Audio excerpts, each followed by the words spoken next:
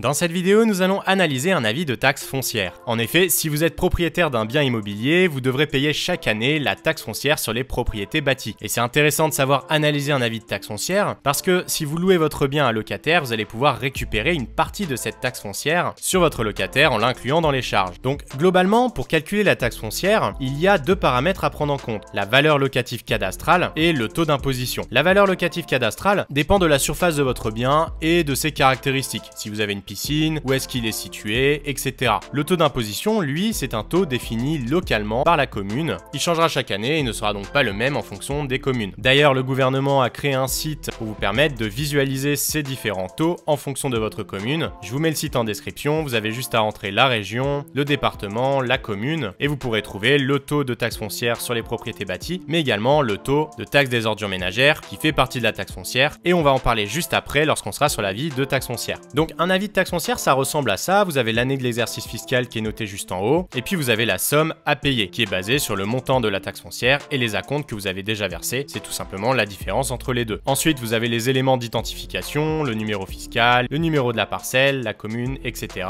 Mais ce qui est vraiment intéressant, c'est lorsque vous descendez à la deuxième page et que vous retrouvez le détail du calcul. Et on retrouve ce que je vous ai dit juste avant, le taux d'imposition défini par la commune, qui est séparé en différentes catégories, avec notamment le taux de la taxe d'ordures ménagères, dont je vous parlais juste avant, et la base d'imposition, qui elle est définie en fonction de la valeur locative cadastrale. D'ailleurs, si vous souhaitez en apprendre plus sur le calcul de la taxe foncière, et notamment sur cette valeur locative cadastrale, je vous ai mis une vidéo en description. Et donc ensuite, pour calculer le montant de la cotisation, il suffit de multiplier le taux d'imposition par la base, puis ensuite d'additionner les cotisations des différentes catégories pour avoir le total des cotisations. Vous ajoutez ensuite les frais de gestion, et vous retrouvez le montant de l'impôt qui était noté en page 1. Et comme je vous disais au début, c'est intéressant de savoir lire cet avis parce que vous allez pouvoir récupérer certaines catégories sur les charges de votre locataire, comme par exemple la taxe d'ordures ménagères. Et si vous souhaitez en apprendre plus sur quelles sont les charges récupérables sur la taxe foncière, je vous mets également une vidéo en description. Voilà, n'hésitez pas à nous donner vos meilleures idées en commentaire, à vous abonner à la chaîne, à commenter, à liker la vidéo, et on se retrouve pour plus d'astuces et de tutos en 1 minute.